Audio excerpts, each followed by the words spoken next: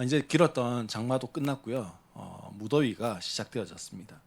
가만히 있기만 해도 덥고 또 에어컨이 없이 잠깐만 움직여도요. 엄청 땀이 납니다. 밖에 나갔다 들어오면 사실 뭐 땀이 비 오도 이렇게 쏟아지죠. 저도 교회 와서 이제 주중에도 교회 와서 딱 들어오면요. 여기 실내 온도도 한 30도 넘어요. 30도 넘어서 선풍기만 가지고는 안 되고 에어컨 틀어놔야 조금 시원해지는 뭐 그렇습니다. 날이 무더워지고 나면 이제 또 곧 있으면 뭐가 올까요? 태풍이 오죠. 비바람이 몰아치는 태풍이 부는 그 캄캄한 밤에요. 무서워했던 적이 혹시 있으십니까? 몇 년 전에 저희가 구평에 살 때였습니다. 계산해 보니까 아마 2019년 정도였던 것 같습니다. 태풍이 온다고 하지만 사실 아파트에 살면 태풍이 와도 그냥 지나갔구나 뭐 이렇게 쉽지 않습니까? 그때도 태풍이 온다고 하니까 어디 돌아다니지 않고 그냥 일찍 집에 들어와서 있었습니다. 정확하게 기억은 안 나지만 밤뭐 11시, 12시 이 정도 되었던 것 같습니다. 비바람이 엄청 불고요. 막 천둥 번개가 쳤습니다. 그러다 갑자기 집이 정전이 탁 됐어요. 우리 집만 정전됐나? 이렇게 해서 이제 그 차단기 올라가서 보니까 올려도 안 올라가요. 그리고 다른 동을 보니까 다른 동도 다 불 꺼져 있더라고요. 아파트 전체가 이제 이 정전이 된 겁니다. 비바람은 불어서 모든 창문들은 전부 다 닫아놨어요. 그러니 집안이 이제 후덥지근하기 시작했습니다. 근데 정전이 됐으니까 에어컨도 틀 수가 없고 선풍기도 틀 수가 없었습니다. 뿐만 아니라 당시에 저희가 있었던 아파트가 그래도 한 3년밖에 안 된 신축 아파트여서 별로 걱정 안 했는데요. 저희 집이 28층이었습니다. 집이 예, 얼마나 이렇게 흔들흔들하는지 몰라요. 가만히 있는데 막 멀미할 것 같은 거예요. 오늘 본문에 보면요, 지금 큰 풍랑을 만난 제자들의 모습이 나옵니다. 사실 15절까지는요, 예수님이 오병이어라고 부르는 큰 5천 명을 먹이고 또 12광주리를 남게 하는 기적의 현장이 있었습니다. 그리고 지금 16절부터 시작해서는 어떤 현장이 있습니까? 광풍이 부는 그런 현장에 지금 있어요. 사실 15절까지 그런 이적과 기적 때문에 많은 사람들이 몰려왔었습니다. 15절에 보면 그러므로 예수께서 저희가 와서 자기를 억지로 잡아 임금 삼으려는 줄 아시고 이렇게 돼 있습니다. 사람들이요, 예수님께 막 몰려와 가지고 자신을 임금으로 삼으려고 했어요. 그래서 예수님 혼자서 15절 끝에 보면 다시 혼자 산으로 떠나가시니라 이렇게 말씀하고 있습니다. 그런데 이 오늘 본문의 평행 본문이라고 하는 똑같은 내용을 기록하고 있는 다른 복음서, 그 평행 본문이라고 그러는데요. 마태복음 14장 20절에 보면 이렇게 돼 있습니다.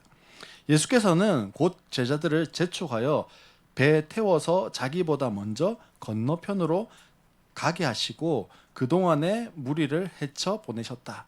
예수님이요, 뭐 하셨냐면 제자들 보고 야 너희 건너편에 가 있어라고 마태복음에 보면 이야기하고 헤쳐 보내셨다라는 말이 이제 야, 당신들 이제 가세요 하고 사람들 다 집으로 돌려 보냈다라는 거예요. 즉 예수님께서 제자들에게 건너편에서 먼저 가 있으면 내가 뒤따라 갈게라고 그렇게 말씀하셨다라는 거예요. 그리고 어디로 가신 거예요? 기도하러 가셨어요. 오늘 본문 16절에 보면 날이 저물었을 때 이렇게 기록하고 있습니다. 예수님과 약속한 건너편이었던 가버나움으로 가는 길이었습니다. 그런데 문제가 생겼어요. 18절 말씀에 보면 그런데 큰 바람이 불고 물결이 사나워졌다라고 말씀합니다. 큰 바람과 사나운 물결, 이 분명히 뭐예요? 문제예요, 문제. 근데 문제가 그 부분에 있어서 전문가에게는 큰 문제일까요? 아니면 이거 극복할 수 있고 뛰어넘을 수 있는 문제일까요? 극복할 수 있고 뛰어넘을 수 있는 문제도 있고 이건 전문가더라도 도저히 이건 불가능해 하는 문제들이 있을 수 있습니다. 여기 지금 제자 공동체 가운데는요, 베드로와 야고보와 요한과 안드레 이 사람들 전부 다 어떤 사람들이에요? 어부 출신입니다. 그리고 지금 예수님이 계셨던 그 곳이 자기들이 업으로 평생을 살아왔던 그 지역이 갈릴리 지역. 그러니 문제가 아닙니다. 이들에게는 이런 큰 바람과 사나운 물결은요 이겨낼 수 있었던 것이고 충분히 뭐 했던 거예요? 경험했던 거예요. 그리고 이럴 때 어떻게 해야 되는지 뭐도 알았을까요? 방법도 알았습니다. 그리고 그렇게 할 수 있는 뭐도 있었어요? 기술도 있었어요. 뭐 저한테 만약에 뭐 우연으로 45도를 돌려가지고 뭐 키를 몇 바퀴 이렇게 하면 모르는데 이 사람들은요 서로 그렇게 이야기하면 알아서 척척척척 할 수 있는 그런 기술을 가지고 있었다라는 거예요. 우리의 인생에도요 이렇게 내가 경험했고 방법이 예측되고 그 문제 해결할 수 있는 기술을 가지고 있는 경우들이 있습니다. 모든 것이 처음 할 때는 막막하고 어렵고 힘들지만 경험이 있고 방법을 알고 기술을 가지고 있으면 전혀 문제가 안 되는 거예요. 저희 누나는요 성악을 전공했어요. 그래서 교회 그 개척 예배를 드릴 때 자기가 특송을 하고 싶대요. 그래서 특송을 하라고 했습니다. 곧잘 불렀어요. 근데 만약에 누군가 저한테 노래를 부탁한다, 축가를 부탁한다 이러면요 큰일 납니다. 예, 웃으시는 거는 비밀을 알고 있는 거죠. 예, 그건요 사실 불가능한 일이에요. 중간에 음이 이탈할 수도 있고요, 박자가 지 맘대로 갈 수도 있습니다. 또 누군가에게 저에게요 인물화를 좀 부탁한다 이러면요, 인물화를 그렸는데 뭐가 될까요? 추상화가 됩니다. 큰일 나요. 근데 만약에요 누군가 화가에게 인물화를 좀 그려주세요, 그림 잘 그리는 화가에게 인물화를 좀 그려주세요 이러면 문제가 될까요? 문제가 전혀 안 되는 거예요. 제자들 중에 어부 출신이 이 정도는 가능하다 생각했을 것 같아요. 예측 가능하고 측정 가능한 범위에서 있었던 문제라는 거죠. 전문가가 볼 때 가능한 일이었어요. 그러니 배를 타고 예수님과 약속했던 건너편으로 갔습니다. 19절에 보면 이렇게 돼 있어요. 제자들이 배를 저어서 12여리쯤 갔을 때였다 이렇게 돼 있습니다. 12여리를 갈 만큼 그 자기들이 극복할 수 있는 문제, 예측할 수 있는 문제였다는 거예요. 근데 19절은 이렇게 이야기합니다. 그들은 예수께서 바다 위로 걸어서 배 가까이 오는 것을 보고 무서워하였다. 본문 말씀을 보면요, 큰 물결과 이 바람이요 사나웠지만 그걸 이겨내고 12여리를 잘 가고 있다가 바다 위에서 예수님 만난 것처럼, 근데 만난 예수님이 더 무서웠던 것처럼 이해할 수 있습니다. 근데 평행 본문이라고 하는 마태복음 14장 똑같은 내용을 기록하고 있거든요. 여기에 보면 14장 24절에 제자들이 탄 배는 그 사이에 이미 육지에서 멀리 떨어져 있었는데 풍랑이 몹시 시달렸다. 바람이 거슬러서 불어왔기 때문이다. 이렇게 이야기해요. 즉 12월이쯤 왔는데 즉 육지에서 멀리 떠나왔어요. 그리고 아직 도착해야 되는데도 멀어요. 근데 중간쯤에서 뭐 했다는 거예요? 바람이요 풍랑이 너무 심하게 일고 있었다. 이러지도 못하고 저러지도 못하는 지금 제자들의 상황이 진퇴양난의 상황이 되었다라는 거예요. 육지에서는 멀어졌고 바다 위에서는 풍랑이 심해서 오도 가도 못하는 상황. 오늘 우리에게도요 큰 바람과 사나운 물결이 휘몰아칠 때가 있습니다. 때때로 내 계획에 없던 일들이 내 삶에 엄습할 때가 많이 있습니다. 사랑하는 성도 여러분, 다 인생이 내 계획대로만 되어 가던가요? 내가 전혀 예상하지 않았고 계획하지 않았던 일들이요 내 삶 가운데 계속해서 중간중간에 일어나게 되어집니다. 저희 가정을 한번 볼까요? 저희 가정에요 아내가 유방암 진단을 받았어요. 당신이 유방암에 걸려가지고 뭐 이런 걸 계획하는 사람이 있을까요? 정신병자겠죠. 아니에요. 저희 가정도 아내가 유방암 걸리는 것을 계획한 적이 한 번도 없습니다.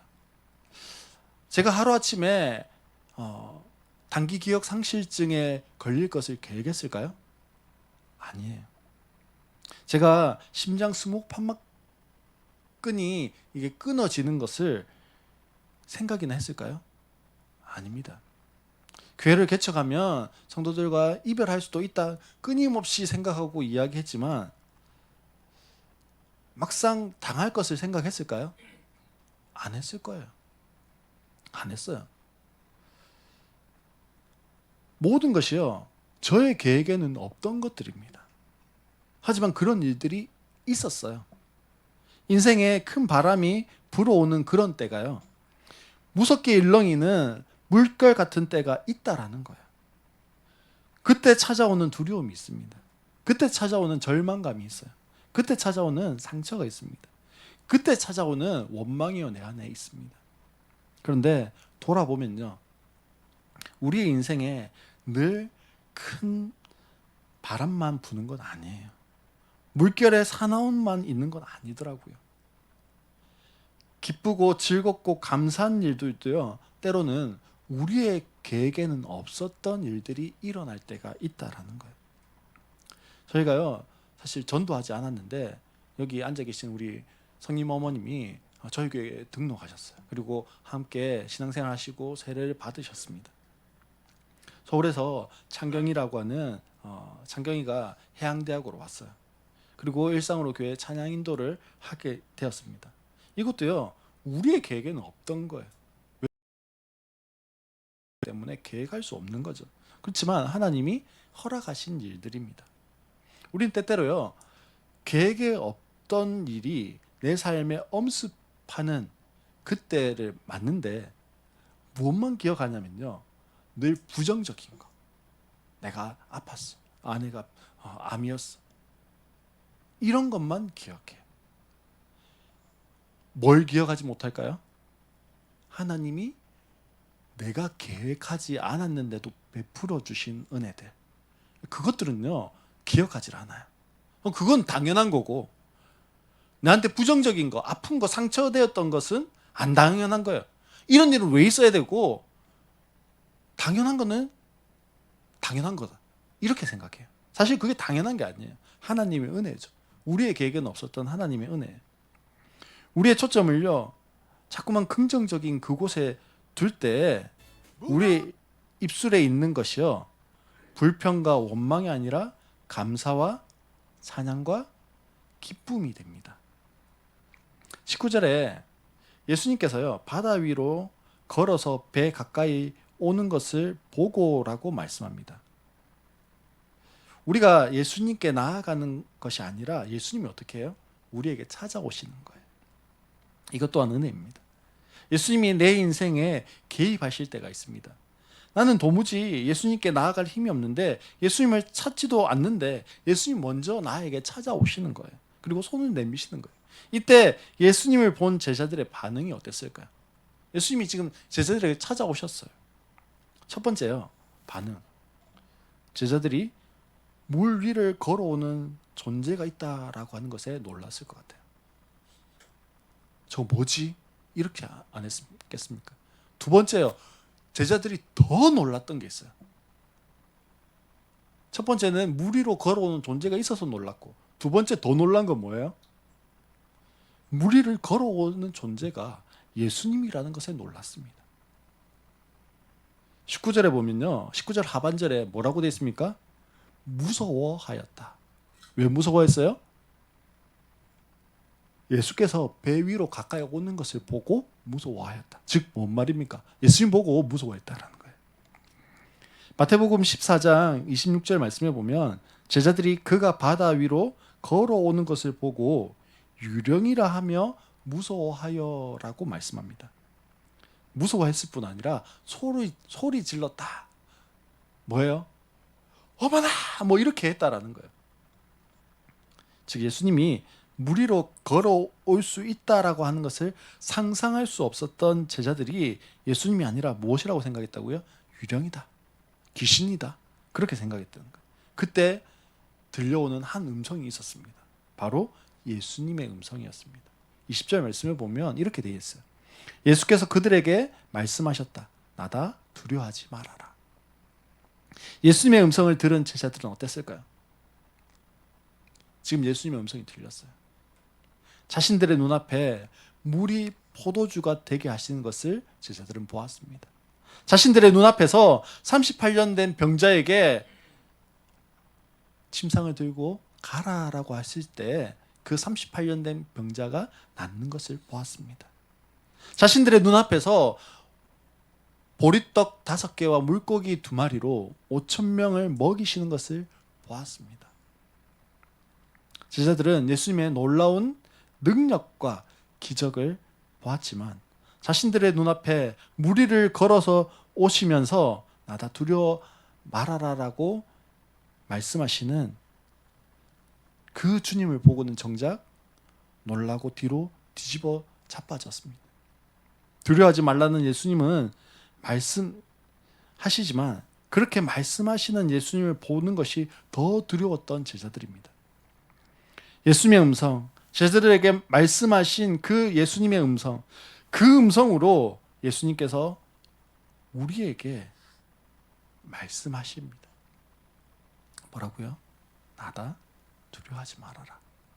나다 걱정하지 말아라. 그렇게 말씀하신다면 우리는 어떻게 할 것 같습니까?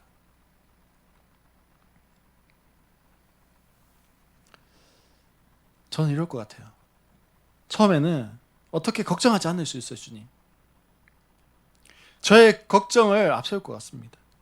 하지만 그 주님이 더 깊이 느껴질 때 아마 아멘, 네 주님, 그렇네요 라고 고백할 수 있을 것 같아요. 지난번에 한번 간증했었습니다. 1년 전에 심장 승모판막 수술을 위해서 수술대에 누웠던 이야기를 제가 했었어요. 그때 예수님이 나다 그렇게 말씀하시지 않았을까라고 하는 생각이 듭니다. 물론 그때 저에게 들려졌던 음성은 나와 춤추자라고 말씀하셨지만 그 주님의 음성, 나다라고 말씀하시는 그 주님이 아니었을까 생각되어집니다. 예수님이 나다 말씀하시며 함께 할 때 걱정할 것이 아니라 함께 춤추며 오롯이 예수님을 누리고 만끽할 수 있습니다.